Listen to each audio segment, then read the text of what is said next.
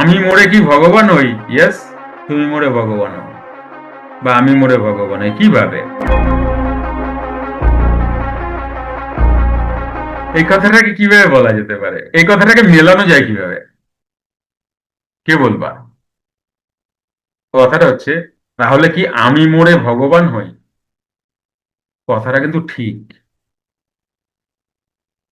Hello, তাই না? কি খোঁজো খোঁজো, আকাশের দিকে তাকায় খোঁজো সবাই কথাটারে। সার্চ করো ব্রেনে, গুগল গুগল সার্চ করো। আমি মরে কি ভগবান হই? ইয়েস, তুমি মরে ভগবান হও, বা আমি মরে ভগবান হই। কিভাবে? আমিটা মরলেই তো ভগবান। কোন আমিটা?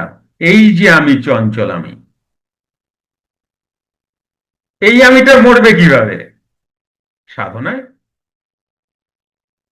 এই আমিটা যদি অবসান হয়, তাহলেই নিত্য আমি, যে আমি কোনোদিন মরেনি, যে আমি অ্যাকচুয়াল আমি, যে আমি আমার আমি, আর কত বলবো বলো, সেই আমিকে পাওয়া যাবে তো। দ্যাট মিনস আত্মা। বোঝা গেল? কিন্তু এতে তো তপু সন্তুষ্ট হবে না। আপনি তো গুরুজির ট্র্যাক আউট হয়ে গেলেন। আমি শুনতে চাইলাম এক, আপনি অন্যদিকে নিয়ে চলে গেলেন। আপনি তো আমার সাধনা শেষ করে দিলেন। হ্যাঁ, এই আমি মইরাই, ওই আমি এটা জিজ্ঞাসাই করি নাই গুরুজি। তপু তো এটা ভাবতেছে, তাই না তপু? না, অ্যাকচুয়ালি এবার তোমার ভাষায়, তোমার কথায় আসে।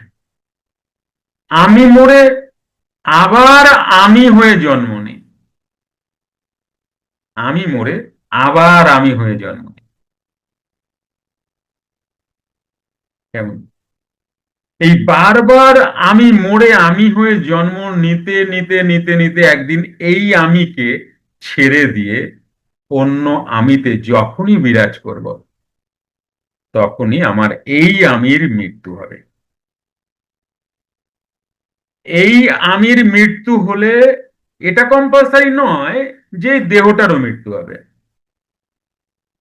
এইবার তোমার কাছে আসছে আরো সাধনার পরে ইচ্ছা মৃত্যু। এখানেও খুব বড় সায়েন্স। ধরো তুমি 1 কোটি শ্বাসের, ধরো কথার কথা, অন্যভাবে নেবে না, এটা ক্যালকুলেটরে ক্যালকুলেট করা হচ্ছে না, এটাকে ক্যালকুলেট করতেও পারে না, কিন্তু এটা এক্সাম্পল হিসেবে দেওয়া হচ্ছে। ধরো 1 কোটি শ্বাস প্রশ্বাসের পুঁজি নিয়ে আমি এসেছি। এইবার আমি 50,000 খরচা করেছি, বাকি খরচা করছি না। খরচা তো একদিন হবেই, কিন্তু আমি করছি না। আমি কত বছর তাহলে আমি বেঁচে থাকতে পারি? কারণ মানুষ আসা যাওয়া করে শ্বাসের পুঁজি নিয়ে। তার যা শ্বাসের পুঁজি, সে ততদিনই থাকবে, তারপর তাকে দেহ ছাড়তে হবে। এই তো হিসাব। তাহলে এবার শ্বাসের পুঁজি আমি 1 কোটি নিয়ে এসেছি, ধরো আমি 50 লাখ খরচা করেছি, বাকি 50 লাখ আমি খরচাই করছি না। তাই তোমরা অনেক সময় দেখো না, শোনো না, তোমরা অবাক হয়ে যাও। জ্ঞানগঞ্জের শুনেছি নাকি যোগীদের 1200, 1500, 2000, 2500 বছর বয়স। ইম্পসিবল কি? না। কিসের ইম্পসিবল? কেন ইম্পসিবল? তোমাদের কাছে অবাক লাগবে। খুব ভালো করে রিসার্চ করে দেখা গেছে, সাধারণ মানুষ যেভাবে বিহেভিয়ার করে দেহটাকে নিয়ে, 250 থেকে 300 বছর এমনিতেই সে বাঁচতে পারে, ঠিকঠাক যদি বিহেভিয়ার করে, বিহেভিয়ার রাখে এই বডির সাথে। তোমরা নানা ধরনের গল্প শুনেছো, জাপানের মানুষরা 150 বছরেও বুড়ো হয় না। তো এটাকে ঠিকঠাক বিহেভিয়ার বলা হচ্ছে। ভুলভাল বিহেভিয়ার কি? ওভার থিঙ্কিং, হ্যাঁ, টেনশন, এগুলো হচ্ছে ভুলভাল বিহেভিয়ার। বোঝা গেল? তো সুতরাং এই ডিভাইসটা 150 থেকে 200 বছরে বুড়োই হবে না, বা এর ক্ষমতাই নষ্ট হবে না, এইভাবে ডিভাইসটা তৈরি, যেটার মধ্যে আমরা সবাই বসে আছি। কিন্তু অতিরিক্ত টেনশন, চিন্তা আর ওভার থিঙ্কিং এই দেহটাকে তাড়াতাড়ি আমরা ক্ষতি করে ফেলেছি। যার শ্বাসের পুঁজি কম, তার দেহের প্যাটার্নটাই এটা। আর যত সামনে যাচ্ছে দিনগুলো, মানুষ এই প্যাটার্নেই থাকবে। আমাদের আগের মানুষগুলোকে দেখো, বিশ্বাস করো ছোটবেলায় তো আমরা এই ধরনের কথাই শুনিনি, ওভার থিঙ্কিং, হ্যাঁ, এগুলো আমরা শুনিনি কখনো। মানে বাবা কাকা বা দাদুদের কাছ থেকে আমরা এই কথা শুনিনি, ওভার থিঙ্কিং। যতটুকু আছে ততটুকু দিয়ে সংসার, ততটুকু দিয়ে। আমার দাদু স্কুল মাস্টার ছিলেন, 62 টাকা মায়না ছিল। তখনকার দিনে 62 টাকা নাকি অনেক ছিল, অনেক সন্তান তারা। আবার আমাদের ফ্যামিলিতে অনেকে, কিন্তু আমি কখনো কারো মুখে শুনিনি ডিপ্রেশন, ওভার থিঙ্কিং, হ্যান ত্যান। যত দুনিয়া এগোচ্ছে তত মানুষ এই ট্র্যাপে পড়ে যাচ্ছে। এই প্রশ্নটা জানি না তোমাদের কজনের কাজে লাগবে,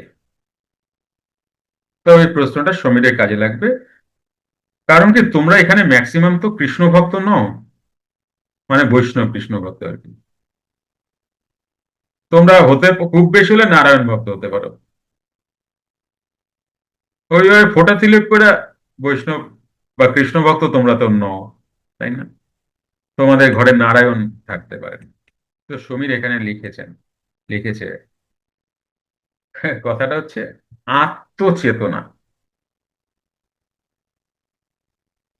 কিভাবে আত্মচেতন থাকা যায়, মানে কথাটা কিরকম হয়েছে জানো? ব্ল্যাক কুচকুচ, শুনছো কখনো কথাটা? কুচকুচে কালো, মানে ব্ল্যাক কুচকুচ। আত্ম আবার চেতনা, মানে দুইটাকে মিশায় দিয়া এটা বড় কিছু বানানোর চেষ্টা করছে। আত্মাটাই যথেষ্ট নয়, এর সাথে চেতনা লাগায় দিচ্ছে, মানে শক্তিশালী হয় যেন আত্মা আরো। বুঝতে পাইছে কে পাইছে? কোথাও থেকে তো পাইছে, না পাইলে কি লেখে এটা? আত্মচেতনা। সুমিত থাকলে আমি সুমিটের কটা প্রশ্ন করতাম। বাইচে গেছে সুমিত, নেটওয়ার্ক ফল্টল করতে নাকি জানি, না তো যাওয়ার কথা না ছেলেটা, বাংলাদেশে ভালো ছিল। তো এই কথাটার অ্যান্সার কি হতে পারে? কথাটাই তো ভুল, কথাটাই তো ব্ল্যাক কুচকুচ, কালোরে আরো বেশি কালো করার চেষ্টা আর কি। একে তো কালো, তার উপর আরো বেশি কালো, এর কোনো মানে আছে? তো যিনি আত্মা, সেটাই তো চেতনা। তাহলে আত্মচেতনা কি? আত্মা কি কখনো অচেতন থাকে? আমি তাহলে প্রশ্ন করতাম সমীরে, সমীর তাহলে সচেতনতা, এটা আবার অন্যভাবে মিনিং হতে পারে জানো? আত্মসচেতনতা মানে এটা এইভাবে মিনিং, একটা কথার যে কত মিনিং হয়। যদি এটা হয় যে আমার দেহে আত্মা আছে, সেই বিষয়ে আমার চেতনা, এটাও হতে পারে।